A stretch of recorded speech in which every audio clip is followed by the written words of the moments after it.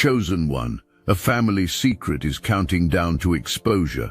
3 beats from now, and a check bearing your name is moving toward you to be claimed. Something sealed in your bloodline is tearing open, and your body already knows it. This wasn't just about money. This was about property, about a home that should be yours, about land that carries your bloodline. The elder wanted you to have it, but these family members wanted it more. Their entitlement ran deep, and when the will was read and your name appeared, they panicked. Someone didn't get what they expected, or they got something that wasn't rightfully theirs. There's a home or multiple properties that were supposed to transfer to you, and these family members organized a cleanup operation, a man-made disaster to make sure the wealth stayed with them. What you don't know yet is that someone was paid to carry out the elder's death, a professional, someone who works in shadows, and that person has been living with nightmares. They took blood money and it's burning holes in their conscience. When the investigation started heating up and questions began flying, they started weighing their options. How long before they crack? How long before self-preservation kicks in and they confess everything to avoid more serious charges? Your family members are experiencing something strange right now. The properties they stole have become problems. Investments are failing. Businesses are collapsing. Money is disappearing in ways that don't make sense. They're aging rapidly, getting sick, having accidents. Sleep brings them no rest, only torment. Their marriages are crumbling. Their children are rebelling. Everything they built on that stolen foundation is falling apart, because the entity they made the deal with isn't happy.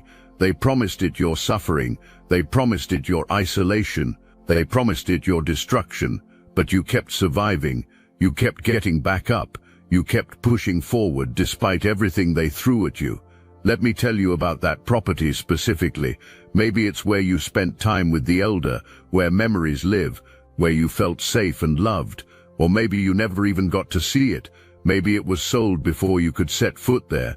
Either way, it was meant to be yours. The elder had plans. They intended to give you security. They were setting up something that couldn't be taken away. But these family members saw that property as their ticket to wealth. They noted the location, they calculated the value, they assessed the potential, and they couldn't tolerate the thought of you having it. So they made quick moves after the passing. They found buyers, they made deals, they transferred titles, all while telling you there was nothing left, all while making you believe the elder had spent everything or left minimal assets. They looked you in the eye and lied about what existed. Some of these people are living in spaces that should be yours right now, sleeping in bedrooms, walking through hallways, sitting in gardens, using spaces that carry the elder's energy and your destiny. And they feel it. They feel the wrongness of it. They feel like they're trespassing even though their names are on the deeds, because stolen property never sits right with the spirit.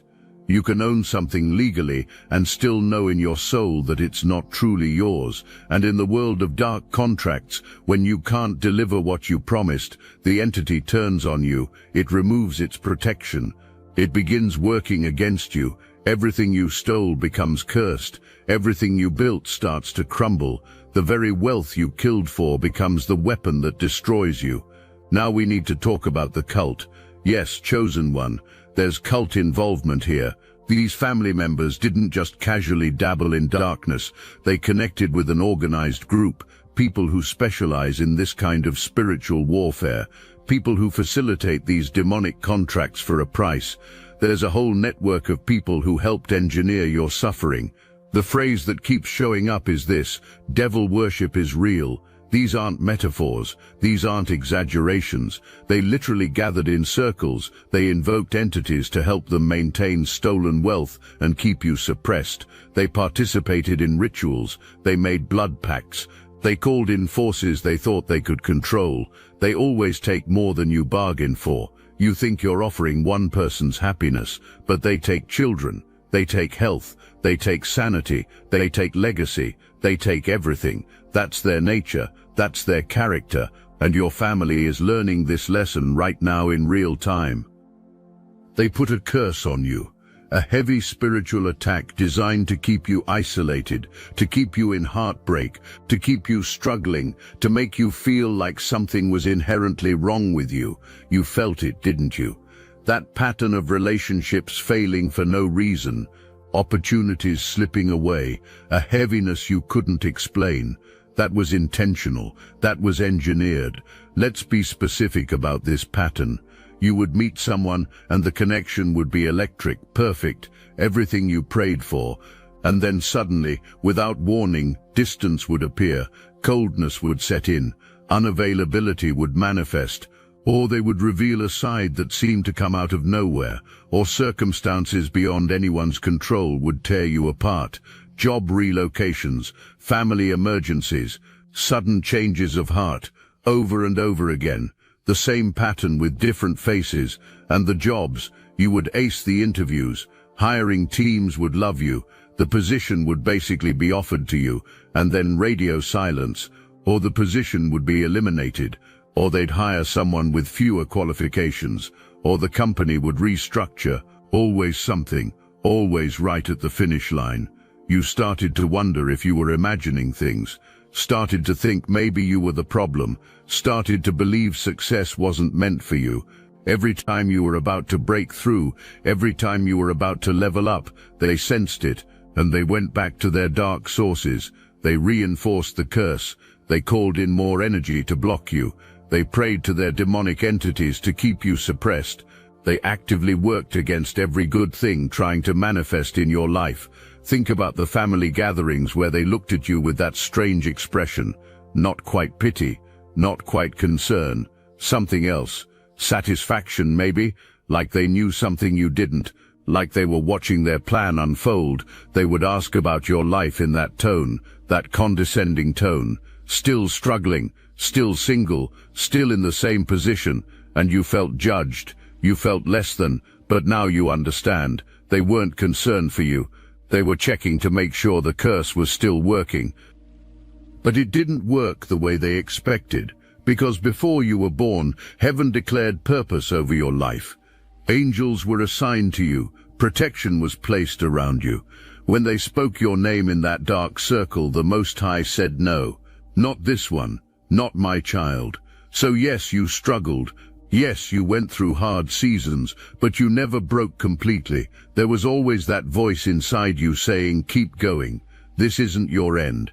That was your divine covering. That was proof that no weapon formed against you could fully prosper. And while you were surviving, the entity was watching. It was taking notes. It was realizing these family members had promised something they couldn't deliver. They had offered an untouchable sacrifice, and now it's collecting payment in ways they never imagined. When you promise an entity the complete destruction of someone and that person refuses to be destroyed, the entity gets angry, not at the target, at the people who made the false promise. Your resilience became evidence of their failure. Your survival became proof of their incompetence. And entities don't forgive incompetence. They punish it. If you recognized yourself in this message, hype this video to guide other chosen ones to this truth. There's a private investigator involved in this story, but not the way you think. Your family, in their paranoia, hired someone to follow you. They wanted dirt on you. They wanted to build a case that you were troubled, unstable, unworthy of the inheritance. They wanted ammunition in case you ever started asking questions, but that investigator followed you and found nothing. They watched you go to work, live with integrity, struggle financially, but never compromise your values. Be kind to people, help others, just be yourself. And that investigator started asking questions. Why are these wealthy people so desperate to discredit someone who's clearly just trying to survive? So that investigator did what good investigators do. They turned the lens around. They started looking at the people who hired them. They dug into the family finances. They asked questions about property acquisitions. They looked at death certificates. They followed bank transfers. They connected dots your family thought were buried forever, and what they found shocked them. Evidence of conspiracy, evidence of fraud, evidence pointing to something much darker than family drama. Right now, that investigator is building a case. They're gathering documents, they're interviewing witnesses, they're following paper trails, they're building something solid, something that can't be dismissed or explained away, something that will hold up in court. And your family members are starting to panic, because the walls are closing in. But there's more. The cracks in the conspiracy started from within. Younger family members who got a taste of the stolen wealth couldn't keep quiet. They started spending too freely, buying cars they couldn't afford, taking luxury vacations, posting on social media, acting like lottery winners, and people noticed. Friends, neighbors, co-workers, where did all this money come from? I thought you were struggling last year. The cover stories started falling apart. They claimed promotions that didn't exist. They mentioned businesses that didn't add up. They referenced investments that made no sense. And once people started questioning, once that first crack appeared, the whole facade began crumbling, because lies require perfect coordination, everyone telling the same story, everyone remembering the same details. But human beings can't maintain that under pressure. Someone forgets, someone slips, someone contradicts someone else. And then investigators dig deeper. Here's what made this investigator turn. It wasn't just that you were innocent. It was that your family members were sloppy, arrogant. They thought their wealth would protect them. They thought their status would shield them. They thought no one would dare question them. But investigators don't care about status. They care about truth. And the truth was screaming from every document, every transaction, every timeline. The investigators started with basic background checks, standard procedure, but red flags appeared immediately. The elder's death was sudden, but listed as natural causes. But the beneficiary changes happened suspiciously fast, like they were prepared in advance, like someone knew exactly when to move. That alone was enough to warrant deeper investigation. Then came the financial records. Money doesn't lie. Numbers tell stories that words can't hide. And the story these numbers told was clear. Massive transfers right after the death. Properties sold at prices that didn't match market value. Business holdings restructured overnight. Offshore accounts suddenly active. Insurance payouts redirected. It was a masterclass in theft disguised as a state settlement. They thought stealing from you would bring them joy, peace, fulfillment. They celebrated when the elder died. They toasted with champagne bought with blood money. They moved into homes still warm from your stolen inheritance. They thought they'd won, but now the celebration is reversing. The cup they filled with stolen wealth is emptying. Everything they gained is being drained away, not slowly, rapidly. Like someone pulled a plug, and it's all spiraling down the drain. Businesses are failing overnight. Properties are becoming liabilities. Investments are tanking. Money is vanishing, and they can feel it. That creeping dread, that knowing that something is very wrong. They're having conversations at night. Do you feel it too? Do you feel like we're being watched? Do you feel like something is coming for us? Because something is. The entity they made the deal with is coming to collect, and it's taking everything. The daydream is over. The fantasy of easy wealth built on someone else's suffering has collapsed into harsh reality. They're seeing things clearly now, seeing what they really are, what they really did. The ancient wisdom is surfacing, the knowledge that you cannot build anything lasting on stolen ground, that every seed planted in darkness produces thorns, that blood money always curses the hand that holds it. Think about what celebration in reverse really means. Every moment of joy they stole from you is being extracted from them now. Every birthday you spent struggling while they lived lavishly, every holiday season where you couldn't afford gifts while they showed off their excess, every milestone they celebrated with stolen resources, all of it is being reversed, all of it is being taken back, all of it is turning to ash in their mouths.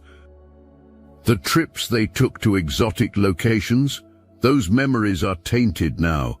Every photo they took is evidence. Every social media post is a record of how they spent your money. Every smile in those pictures is revealed as the grin of a thief.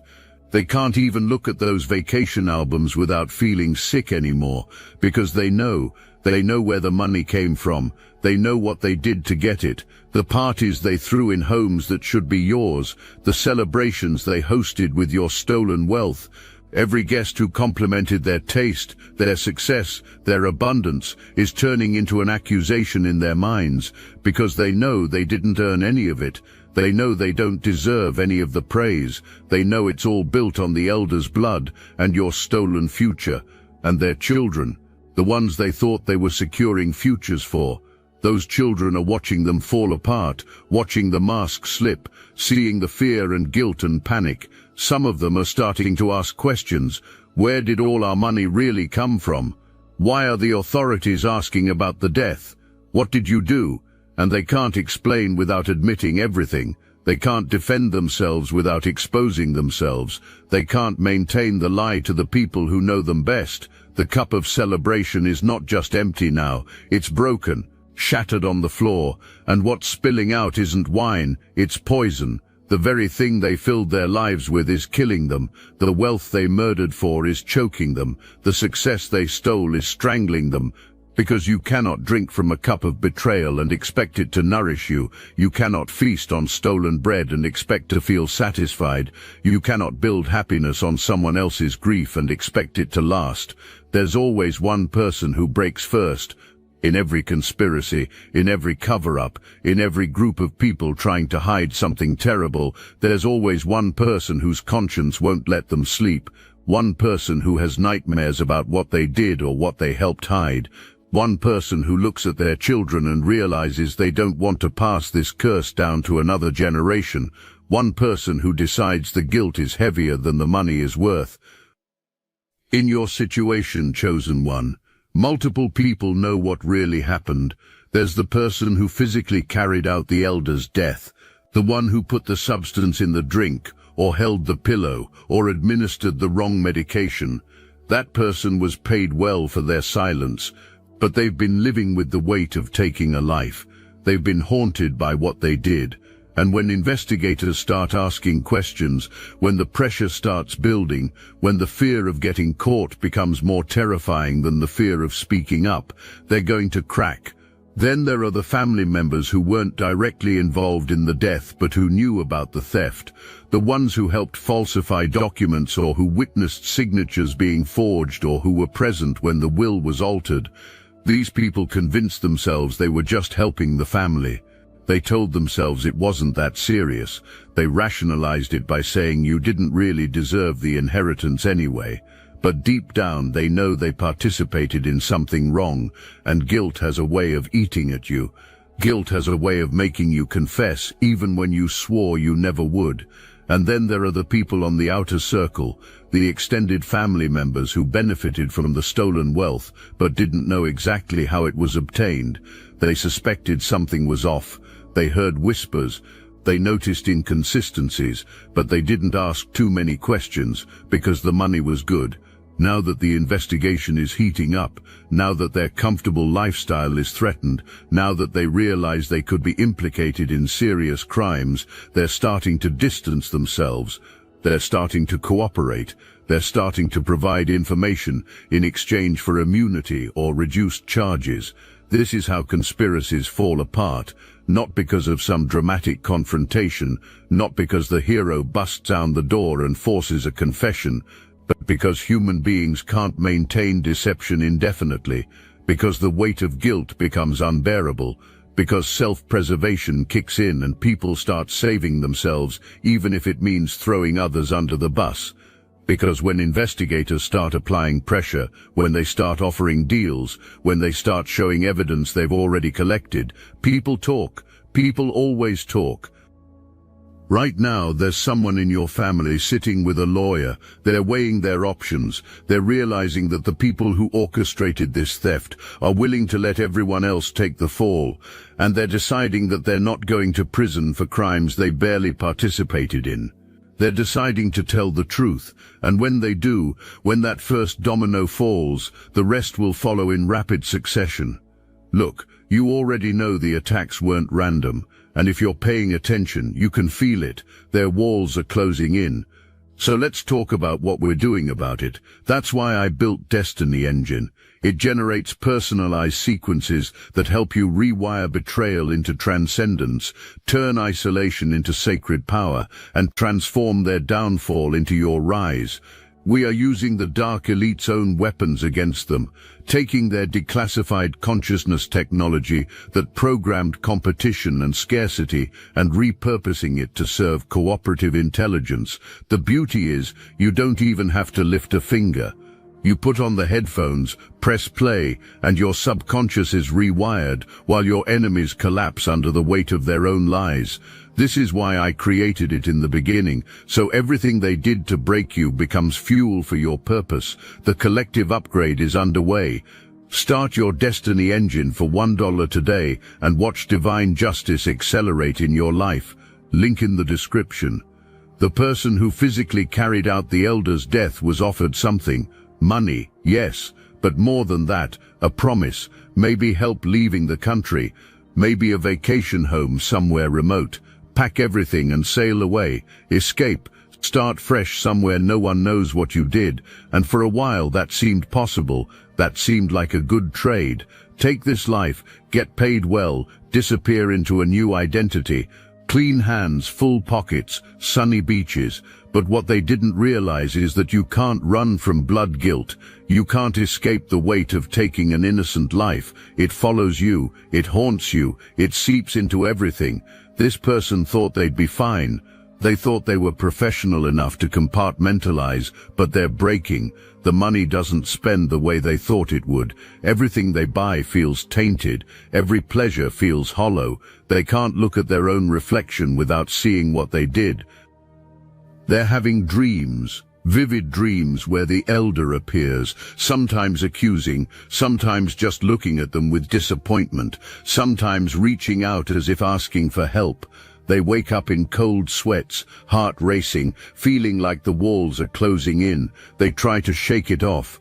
They tell themselves it's just stress, just paranoia, but deep down they know it's more than that. They're starting to make mistakes, small ones at first, forgetting details, contradicting themselves in conversation, acting nervous when certain topics come up. Your family members have noticed. They've had conversations about whether this person is becoming a liability, whether they need to be dealt with, and this person senses it. They sense that the people who hired them are now viewing them as a threat rather than an asset, so this person is stuck. They can't go to the authorities without implicating themselves. They can't trust the family members who are now looking at them with suspicion. They can't run because they know too much and the family would find them. They can't stay because the guilt is consuming them. This is what happens when you accept blood money. You become trapped in a prison of your own making. And now the investigation is closing in. Questions are being asked. Connections are being made. Evidence is being gathered. And this person is realizing they were set up. They were the disposable one. The one the family would let take the fall if things went wrong. And things are going very wrong. Think about the conversations that happened before this person agreed to the job. Your family members probably painted you as the problem. They made up stories about how you were going to destroy the family, how you were planning to take everything and leave them with nothing, how the Elder was being manipulated by you. They built a narrative where removing the Elder wasn't murder but protection, where stealing your inheritance wasn't theft but justice. They're good at that, at twisting reality until black looks white and wrong looks right. But this person is seeing clearly now. They're realizing they were lied to, that you were never the threat, that the real monsters were the people who hired them, and that realization is breaking something inside them. Because if they were wrong about you, if they took an innocent life based on lies, then there's no justifying what they did, no rationalizing it, no making peace with it. They're just a killer, plain and simple, and that truth is destroying them from the inside out. There's reconciliation energy in the spiritual realm, but not the kind your family members might hope for. This is reconciliation between you and the truth, between you and your birthright, between you and the destiny that was always meant to be yours, that some family members might try to reconcile with you now that the truth is coming out. now that they see the investigation closing in, now that they realize you're about to receive everything back, they're going to reach out, they're going to apologize, they're going to try to rebuild bridges, they're going to act like what happened wasn't that bad. You need to understand something. This isn't genuine remorse, this is fear, this is them trying to protect themselves, trying to get ahead of the exposure, trying to position themselves on your good side before the courts decide their fate. Don't fall for it. A position of authority is at stake here. When this all comes to light, you're going to have authority, legal authority over assets, financial authority over properties, moral authority in your family's story. And certain people want to make sure they still have access to you when that happens. But you get to decide who has access. You get to decide who walks with you into this new season. And forgiveness doesn't mean foolishness. You can release bitterness without restoring relationship. You can move forward without bringing everyone along. Let me be specific about what these fake reconciliation attempts will look like. Someone will reach out with a message, casual at first. Hey, been thinking about you. How have you been? As if the distance between you was natural. As if they didn't contribute to it. They'll test the waters, see if you're receptive. If you respond, they'll escalate. Suddenly they'll want to meet for coffee, have a long talk, clear the air. And in that conversation they'll minimize what happened. I know things got complicated, will be said, or family dynamics are always messy, or we all could have handled things better. Notice how they make it mutual, how they act like everyone shares equal blame, how they refuse to take specific responsibility for specific actions. That's manipulation, that's gaslighting, that's them trying to rewrite history before the truth makes it impossible. Some will come with tears, they'll perform emotion, they'll talk about how guilty they've felt, how much they've missed you, how they didn't realize what was really happening. They'll claim ignorance. I had no idea it was that bad, will be their defense. Or I wish I had known, or they kept me in the dark too. But here's what you need to ask yourself. Were they benefiting from your stolen inheritance? Were they living in those properties, spending that money, enjoying that lifestyle? Because if they were, they knew enough. They knew enough to stop. They knew enough to question. They knew enough to choose differently. Watch for the ones who try to turn it around on you, who will say things like you're so angry, or you need to let go of the past, or bitterness will destroy you. Notice how they make your justified anger the problem instead of addressing their actual crimes. Notice how they try to make you feel like the unreasonable one for not immediately forgiving attempted spiritual murder and financial theft. That's classic manipulation. Don't fall for it. The real test is this. Ask them what they're willing to do to make things right, not just say, do. Are they willing to testify about what they know? Are they willing to return what they took? Are they willing to face legal consequences? Are they willing to make public acknowledgement of what happened? Because genuine remorse comes with genuine action. Real apology includes restitution. True repentance demonstrates itself through changed behavior and concrete steps toward restoration. Most of them won't do any of that. Most of them just want you to pretend nothing happened so they can avoid consequences.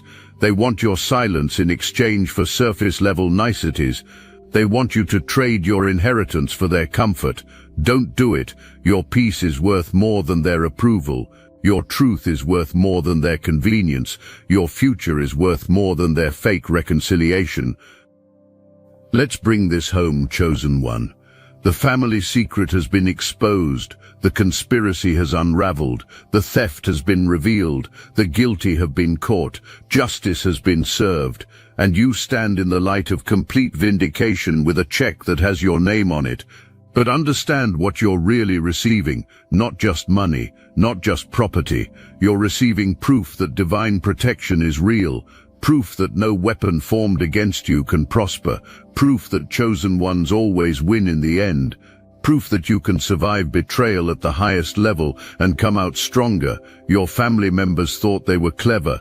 They thought they'd found a shortcut. They thought they could use darkness to secure their future, but they sold their souls, and now the collector has come.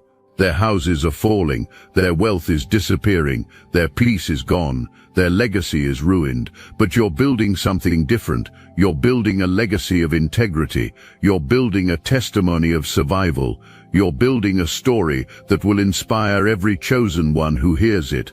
You're building generational wealth that's blessed, not cursed. You're building a life that reflects divine favor, not stolen goods. So claim it now, not timidly, not apologetically, with full authority. The check has your name on it. The property has your name on it. The businesses have your name on it. The wealth has your name on it. The victory has your name on it. Walk into that courtroom with your head high. Sign those documents with confidence. Accept that inheritance without guilt. Use that wealth for your purpose without shame. And let me tell you what happens next. When you receive this inheritance, when you step into this wealth, when you claim what's yours, you're not just changing your life, you're changing the trajectory of everyone connected to you. Your children or future children will inherit blessing instead of curse.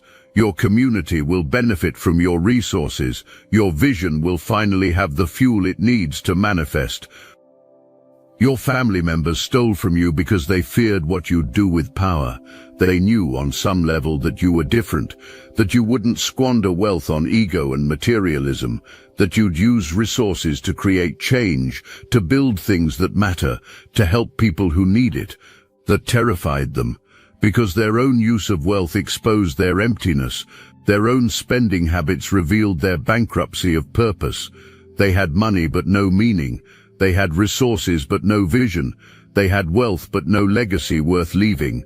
But you've been forged in fire. You've been refined by struggle. You've learned what really matters. You know the difference between surviving and living. You understand that wealth is a tool, not a trophy. That success means impact, not just income. That legacy is measured by lives changed, not assets accumulated. And that makes you dangerous in the best possible way. And now you're stepping into your wealthy era with clean hands and a clear conscience. You didn't manipulate anyone to get here. You didn't steal from anyone. You didn't curse anyone. You didn't make dark deals. You just survived.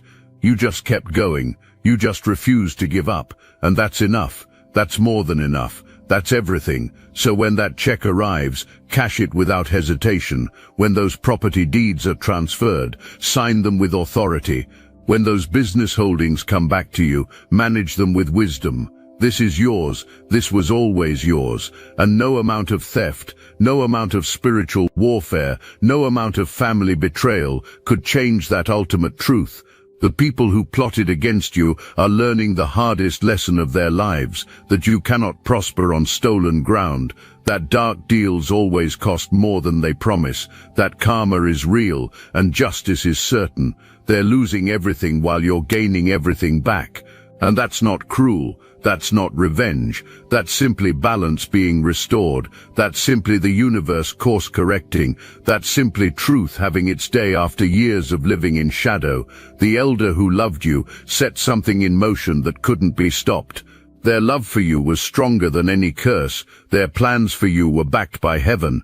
Their vision for your future was protected by forces beyond this realm. And now all of that is coming to fruition. All of that is manifesting. All of that is being delivered to you exactly as it was always meant to be. So don't let anyone make you feel guilty for receiving it. Don't let anyone minimize what you went through to get here. Don't let anyone convince you that you should just forgive and forget and move on without accountability. You survived attempted spiritual murder. You endured financial theft. You overcame a coordinated attack from people who should have protected you. And now you're receiving your vindication in full. The family secret is exposed. The truth has set you free. The wealth is being returned. And your legacy is just beginning. Welcome to your abundant season. Welcome to everything that was always meant to be yours. You claimed it, and now you